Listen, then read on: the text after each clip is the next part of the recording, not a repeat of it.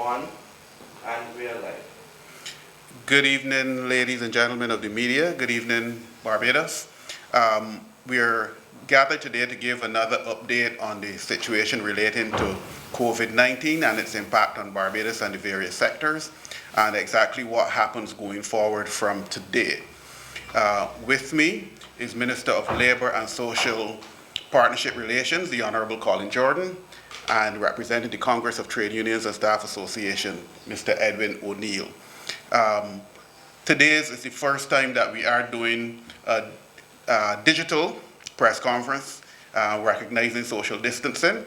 So there are no members of the media present, but they are all logged in online and will ask questions, and we will do the responses that way. So I'll turn you over now to Minister Jordan. Good afternoon, media. Good afternoon, Barbados. We've just been engaged with some key leaders, a subcommittee of the social partnership, and essentially what we were speaking to today had to do with preparing for a stage 3 situation. And so I've come from that meeting to share with you.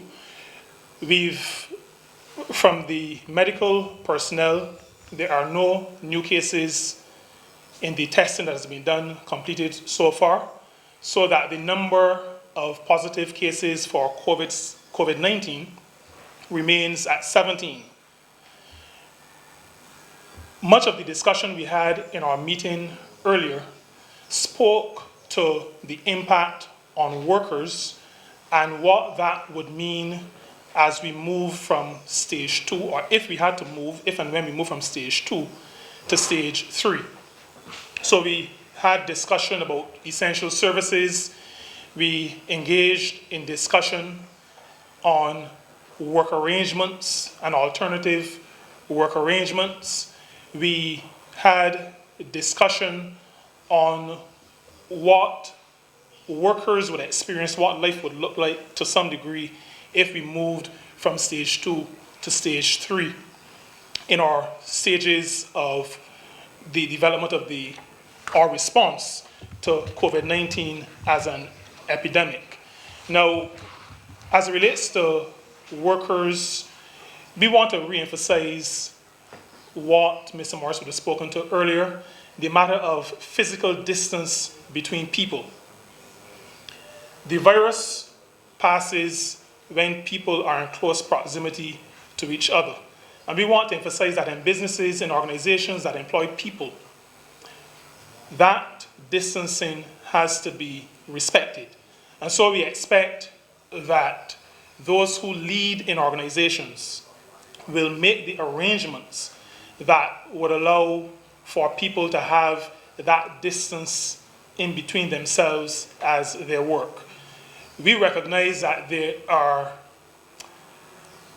ways of living that Barbadians have become accustomed to, because even coming to this press conference, coming on the stairs of the Warren's Office Center, I saw people who were not workers, but who were still in very close proximity to each other, because that is how people feel comfortable. But we want, from a workplace perspective, for those who lead workers' organizations, those who lead businesses, those who lead employing organizations generally, to adhere to the arrangement of having physical distance between and among workers. And I think that should be at the base of how businesses and other employing organizations manage their affairs. There have been situations reported about clustering in certain establishments and people feeling uncomfortable. COVID-19 is not a scenario to be trifled with, and so we would expect that while people go about their normal business still, we would want all the appropriate precautions to be taken to ensure that there is not the kind of spread that would cause us to have to move to the next stage. All of that said, we as a government believe in being proactive. And so while we are not yet at that stage, we do not know if and when it will happen. And we have been fully engaged in the planning that will allow us to respond if and when we move to that stage. I would also want to share, as Minister also responsible for social partnership relations, that we have been receiving relatively good responses from the business sector as it relates to partnering with government in outfitting our quarantine locations as well as outfitting our isolation centers. And I want, on behalf of government, to encourage businesses and other organizations who are able to continue and to deepen that partnership. We are in uncharted waters, and we face potentially a very, very difficult situation. And so we're going to have to face this challenge together. The government is not going to be able to bear all the costs, and the private sector and businesses and other employing organizations are not going to be able to bear all the costs. But we can do it together. We believe we have the resources, we have the goodwill, and so we are calling on the social partners, particularly commercial and philanthropic organizations, to continue the partnership that you've started and to deepen that partnership so that together we can have in place all the adequate supplies and equipment that would allow for the medical authorities, the health authorities, to be able to manage this situation on the island. And with that, I think I should probably now go directly into any questions that you may have for me.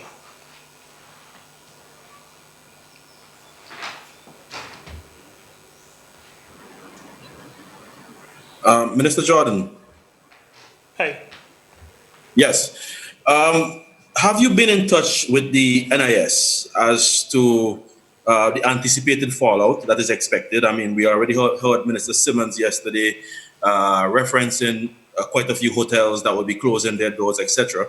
Have you been in touch with the NIS regarding that anticipated fallout and their capabilities to handle that fallout, and for how long?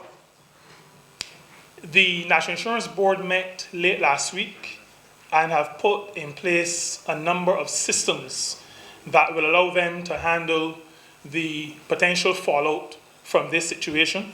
And those capabilities, I think, have been issued to the media, or should have been issued to the media today. They include applying for benefits online, and within the National Insurance Department, they have put and are continuing to put systems in place that will allow them to deal with what could potentially be significantly higher than normal volumes of applications.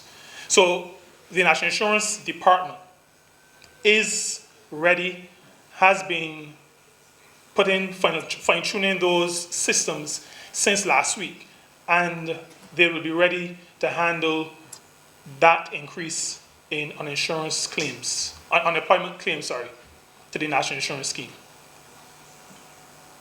Okay.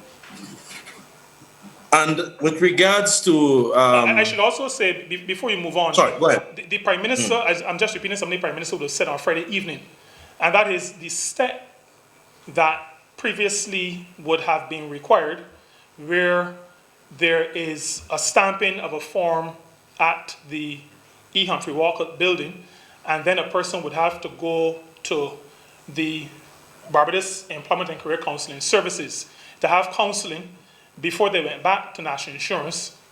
That step, Prime Minister indicated on Tuesday, has been suspended in this period. So that is also to assist in the facilitation, because we would not want long queues of people in any location, along with wanting to expedite the payment of unemployment benefits. And so the online processing will be allowed to work, and there will not be the need for queuing in any place to be able to obtain the unemployment benefits. Yesterday, Minister Simmons as well outlined some of the displacement already taking place in the hotel sector. 24 hotels, I think, that he would have mentioned, and counting.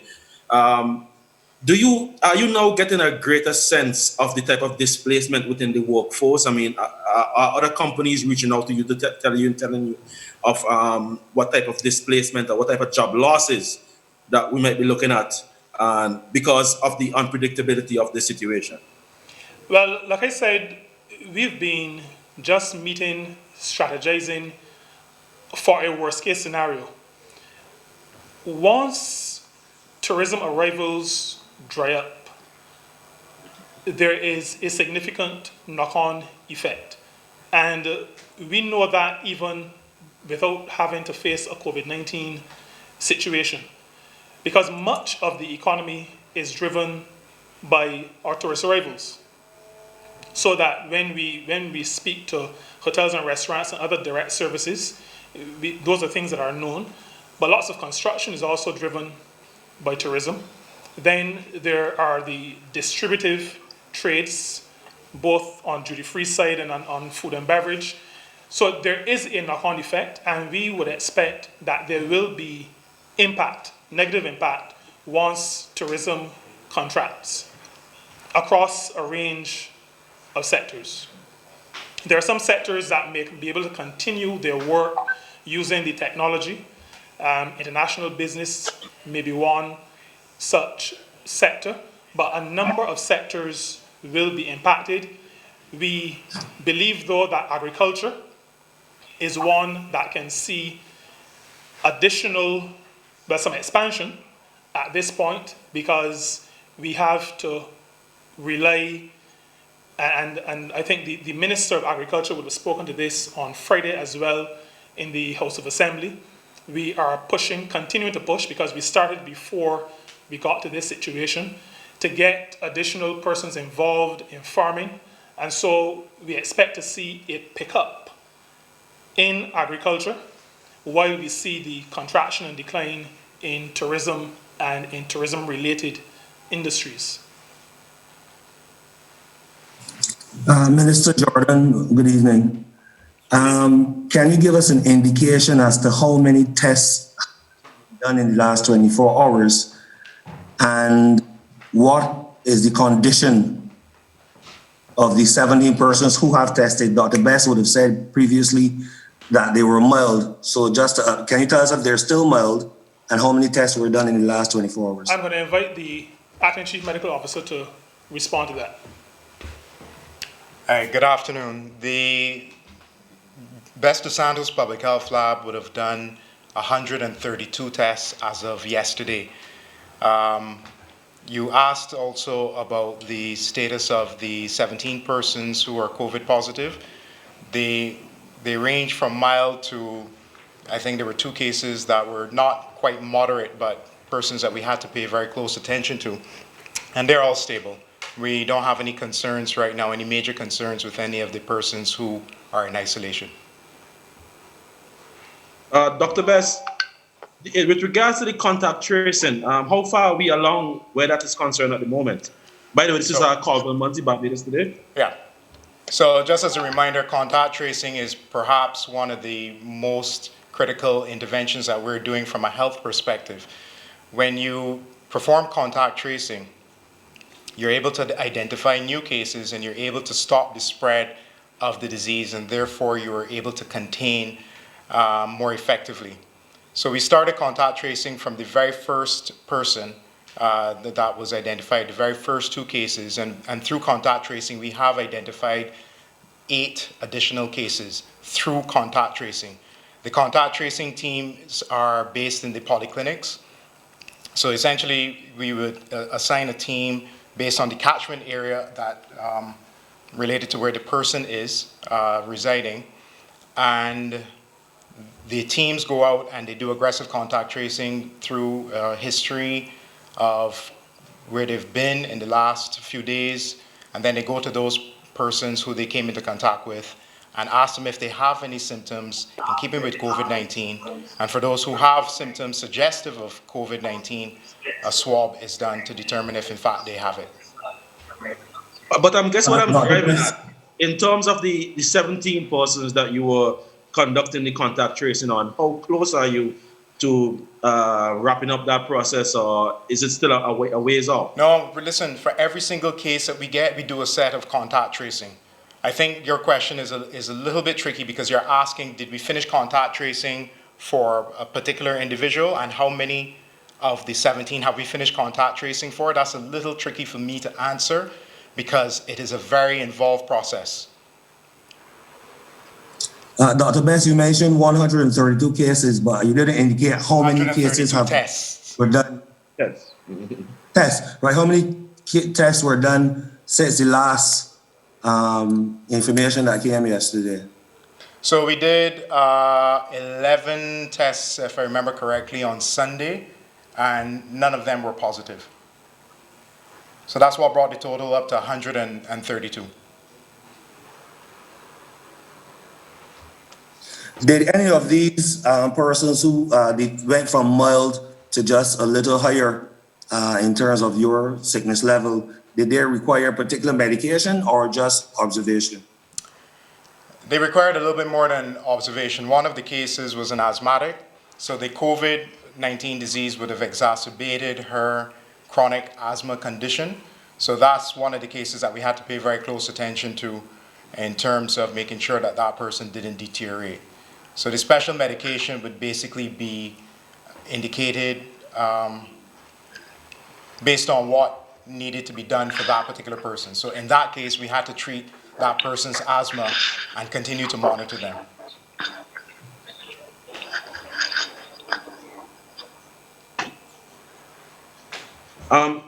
This is a question for the minister again. With regards to, we realize that the majority of Barbadian employers would be seeking to do their civic duty, but is there any, in terms of trying the best to keep as many employees as possible, is there any concern along the way of some that might use this opportunity to try to unburden excess staff that they might have, or try to downsize as much as possible? Is that a concern, or has that entered into your permutations at all? We've been in discussion with some of the leadership of the business sector, and I'd say to you that at this point, there is a recognition that this is a national issue and that we have to approach it together.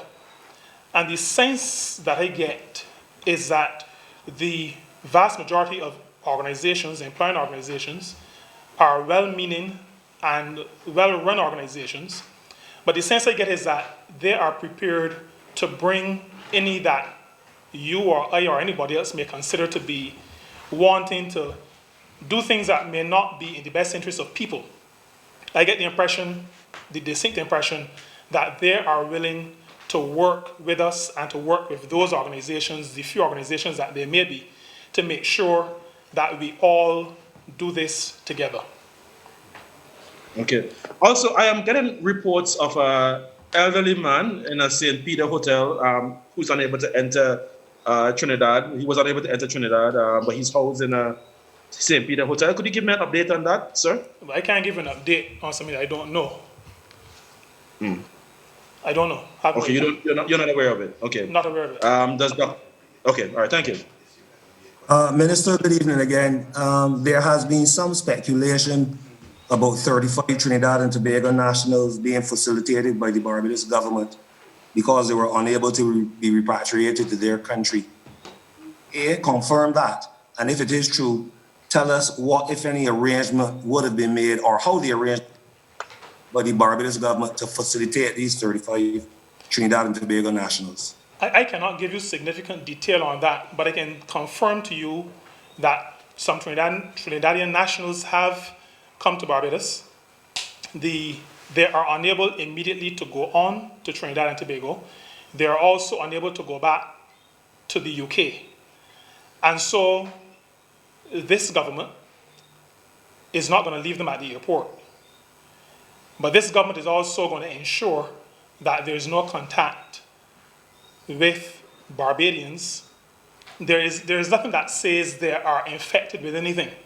And so they will follow the protocol, and that will be enforced, of the mandatory quarantine.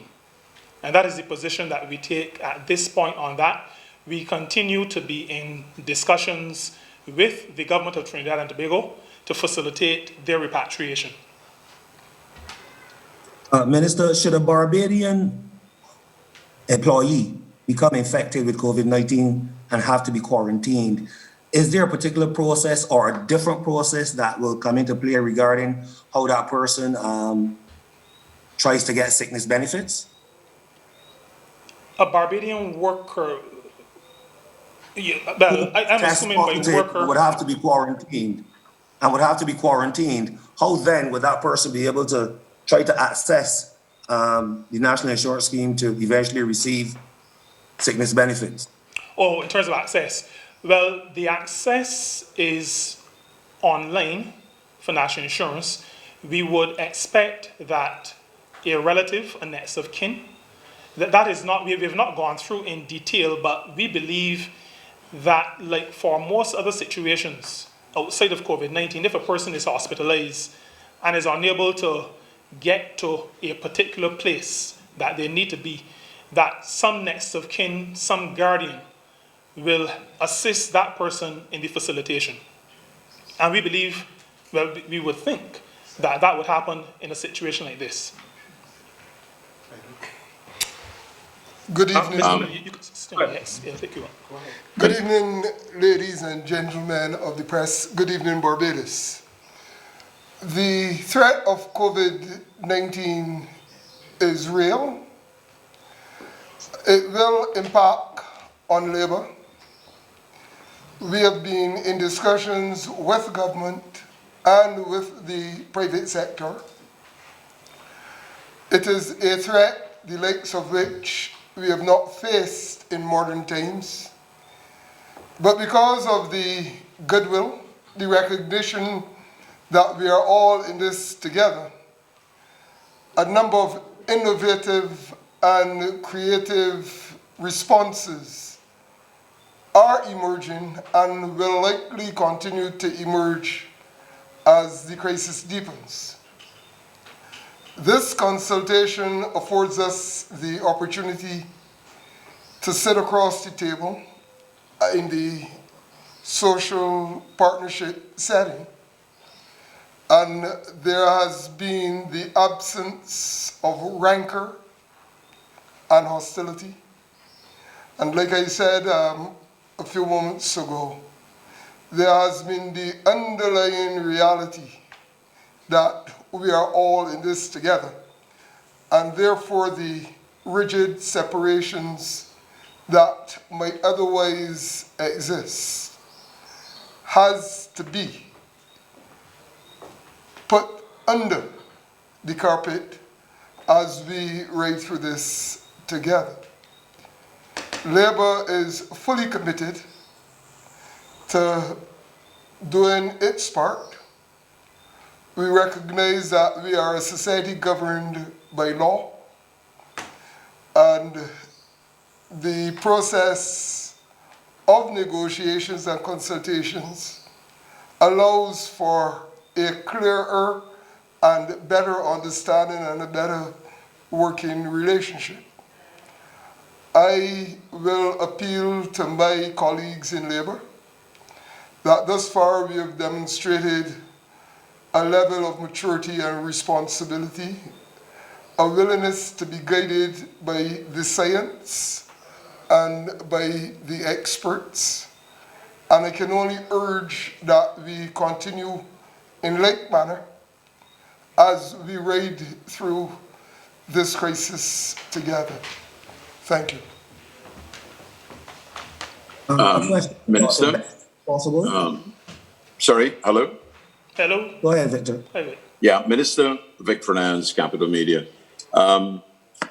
There's a large body of self-employed workers, craftsmen, mechanics, all kinds of people, chefs and others across Barbados. How how are we providing for unemployment benefits? So those persons who fall outside of the normal NIS employer-employee relationship and who are self-employed, and the small operators who run their own little businesses. I think on Friday, Prime Minister would have announced some assistance for persons. I think they maybe would have been particularly in the tourism or tourism-related industries, and I think chefs may fall under that, even though I do not remember it being that category being specifically mentioned. But there was going to be a requirement for them to be registered in order to access any benefit that may be available. When you say registered, what do you mean?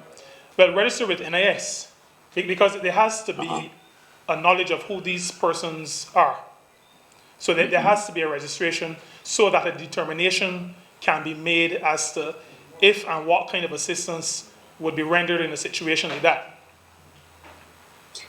But what about those who are not registered, but who are employed and who have little businesses and so on? What happens to them and now they're totally unemployed?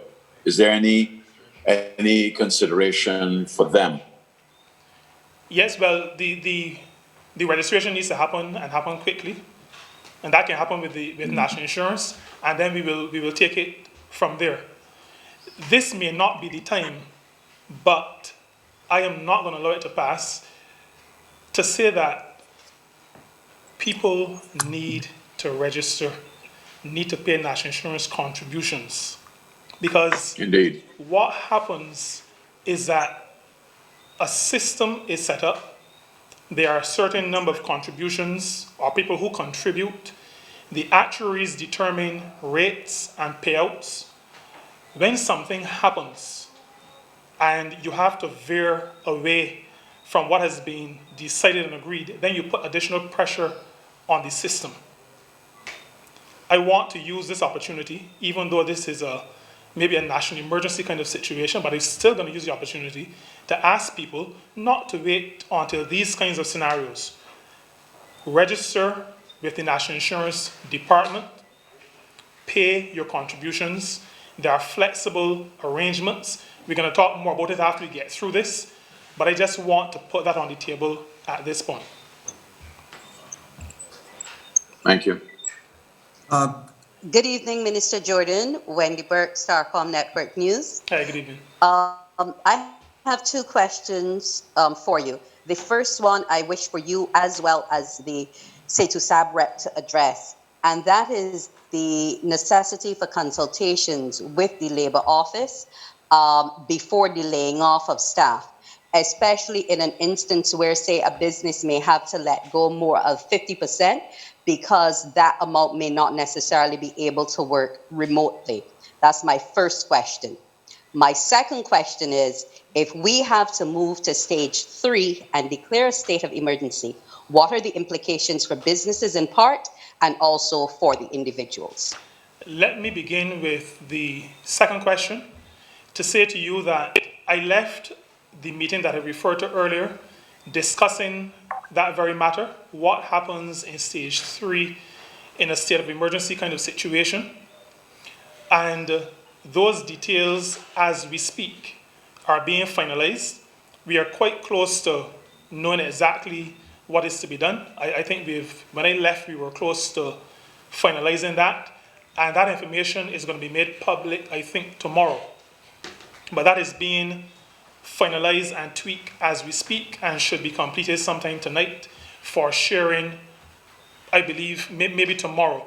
But what is certain is that once a stage 3 is announced, details will be given at that time as well. Full details will be given so that everybody is clear as to what is expected of the organization, what is expected of the individual, what are those essential services, what are the absolutely essential, what types of arrangements are to be put in place. That will be made very, very clear on any announcement of a stage 3. So that information is close to being finalized.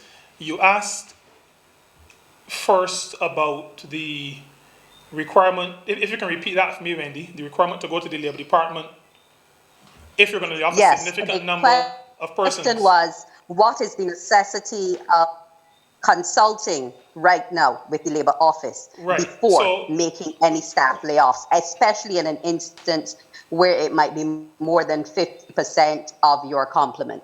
So if I can go back to tourism, which is probably the first sector that would have been negatively impacted in a major way, we expect that those conversations would have already started. This is a situation that is very fluid, and I think those of us who watch the news internationally recognize that things can change very quickly. So that being very rigid is not what we have the luxury of at this point. And I think you heard, and you will hear from him again, but you would have heard the head of C2SAB speak to that. And he would have spoken to the maturity shown by the labor movement. Now, we would expect, though, that businesses have already been speaking to workers and workers' representatives, because this is not something that we're only starting to talk about today, Monday. We've been talking about this maybe for about 2 weeks already, so that workers and their representatives, as well as businesses, are aware of what is going on.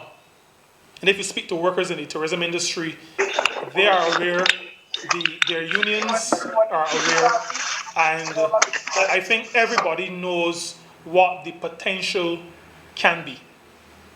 Everybody knows what the potential can be. So those discussions are ongoing at what we in industrial relations call the company level or the domestic level. They've also been taking place at the more national level. The Prime Minister would have met with a wide cross-section of leaders. She spoke to that on Friday as well, last week. And we were meeting earlier today, most of the afternoon, we were meeting with leaders in the trade union movement. So that conversation is taking place at the domestic level, but also at the national level. And as Mr. O'Neill said, the approach has been a very, very mature one. Okay, I thank you for that response. I know I said only 2 questions, But did you but want I Mr. just want O'Neill to have respond? something clarified. And that is, how do we categorize what are the essential and non-essential services at this stage? That you will know, you will get some indication of that maybe tomorrow. Like I said earlier, I left a meeting where that was being discussed. We are pretty much agreed, but I'll share, for example, that something as basic as food needs to be available. I would also share that you would expect to have electricity supplied. So there are a number of things that are obvious.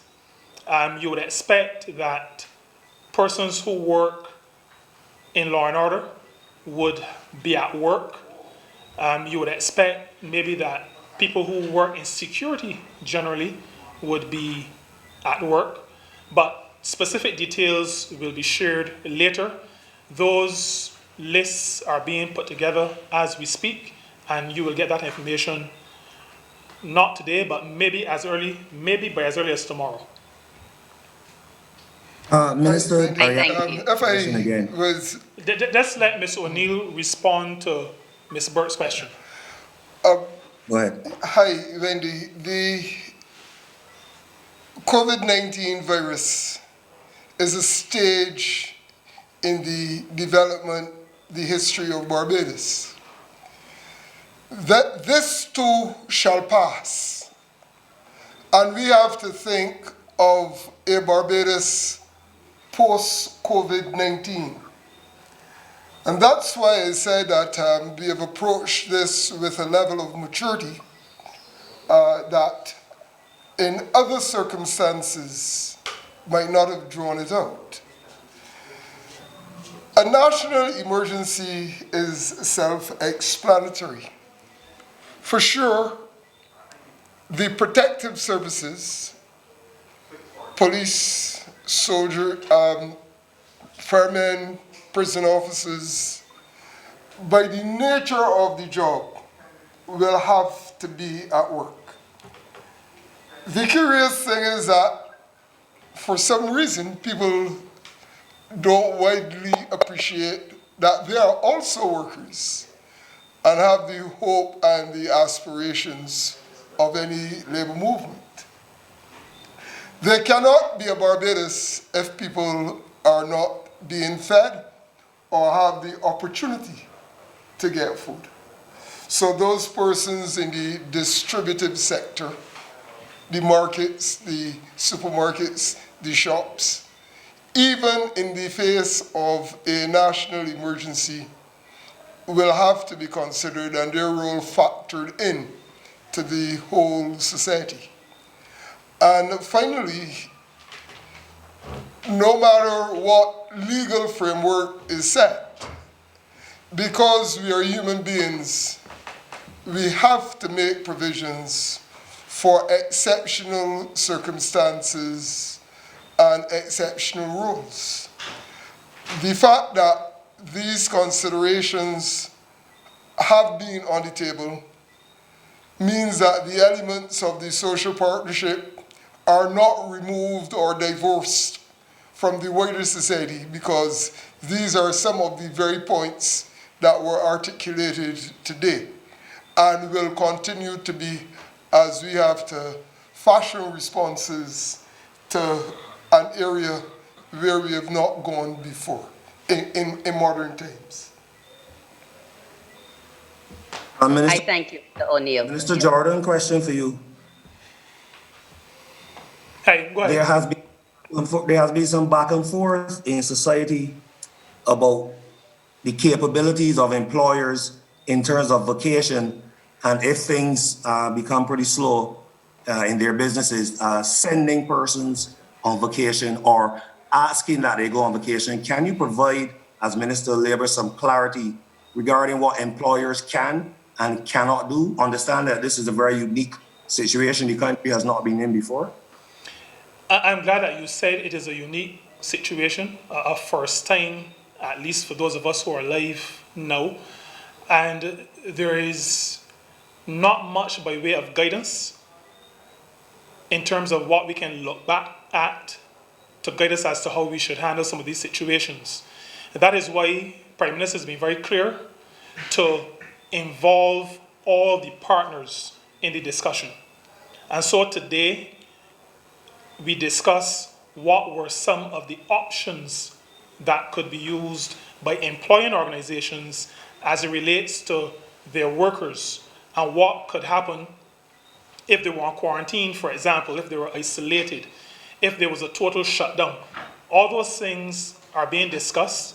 The private sector is crafting a number of options that can be used by employing organizations to address the very question that you are raising.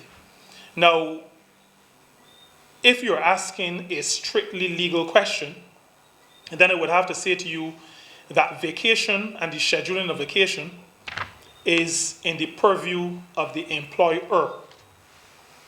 That is if I take a strictly legal position, and it cannot be extended beyond, I think, 6 months after the anniversary date. There are those legal stipulations. We are in uncharted territory. It is unusual where we are, and so we are discussing, we are working together. We are working together to craft outcomes that would see human beings, workers, able to live through this, because as Mr. O'Neill said just now, there's going to be life after COVID-19. So we have to have workers who can get through this, people who can get through this. At the same time, when we get through this, we're going to need to have employing organizations that are still viable and can still continue business to allow all of us as a country to move beyond this. And so the private sector is working as we speak to craft a number of options, because there are some larger organizations that can take certain positions as it relates to their workers. There are mid-sized organizations that may have to have different approaches. And then there are going to be some smaller organizations that will have even different approaches to how they handle this situation as it relates to workers who may be off from work. And so there needs to be, and the private sector is working on this, a menu of options, as we call it a menu of options, that will give to organizations of varying sizes and varying strengths, varying financial, economic strengths, to be able to use some of those options, bearing in mind that people have to live, and post-COVID-19, Barbados has to bounce back and keep going. Thank you, Minister. Question for Dr. Best, please.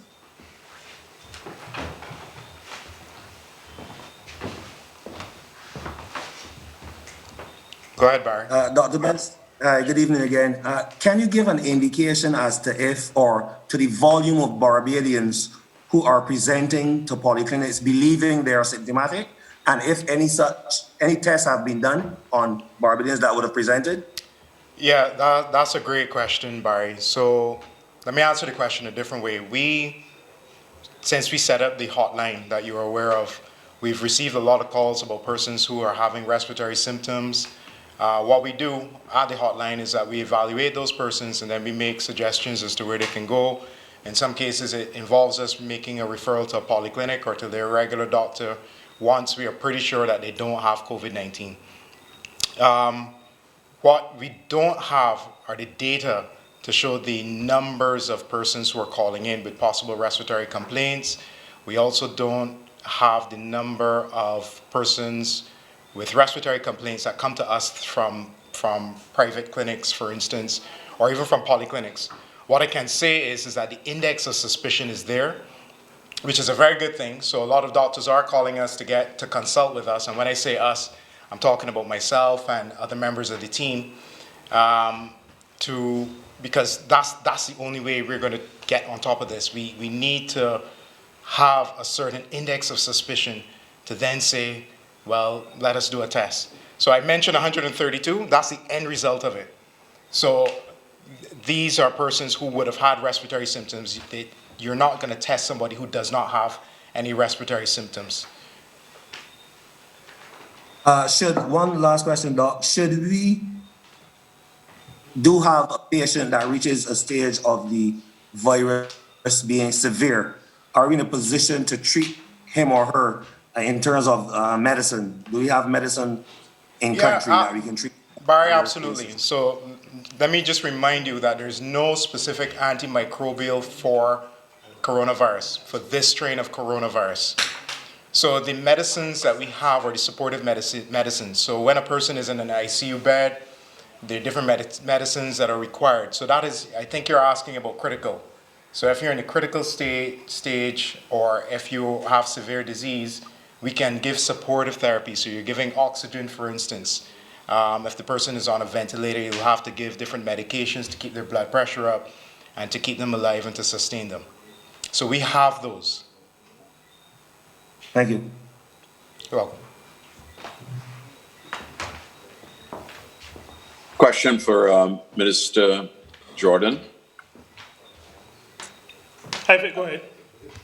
Yeah, Minister. I mean, we have no idea how long this COVID-19 crisis will last, and clearly, therefore, the resources of the NIS will be severely stretched.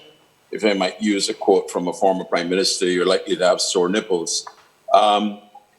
My question to you is, in a prolonged environment, are we giving thought to some creative ways in which labor can be kept employed? For example, let's look at the duty-free sector, for example. That is a sector that is going to be, like many others, all of the tourism-related things, going to be severely tested. I'm seeing that restaurants are offering takeouts and specials and that kind of stuff to be able to keep their staff employed and alive and so on. But what about that sector, that large body of people, the tourism, duty-free sector? Is government giving any consideration, perhaps, to the waiver for a limited period of time up to a particular sum of money for Barbadians who may want to purchase stuff within the duty-free sector? Is that something that might be under consideration? That I'm not able, Vic, to answer. That it would be a matter for the Ministry of Finance and Economic Affairs. That is not something that we discuss in relation to workers and the structure that work and work-related activities will take. If you're asking about what are some of the other things that people can get involved in, you spoke to the matter of takeout from restaurants. And we've also suggested, and I think others have as well, because we're not pretending to have a monopoly on the ideas. Others have suggested, and we've suggested as well, that maybe those taxi operators can get involved in delivery of food, delivery of pharmaceuticals, and so find other ways of being gainfully employed in a situation like the one that faces us at this point. Thank you very much, ladies and gentlemen of the media. Thank you very much, Minister. Thank you very much, Mr. O'Neill. We will continue to update you, as I said earlier, on the developments related to COVID-19.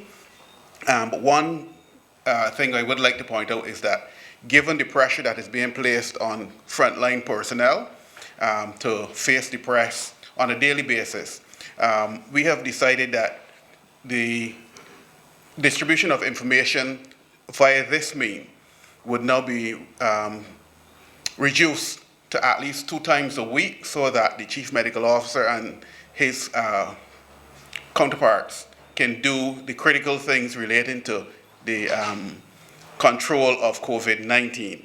And therefore we will let you know when we will hold the next one, but we will keep you updated on information, and we will continue to provide information in relation to our international obligations. One other note, the Attorney General, the Honorable Dale Marshall, will address a number of issues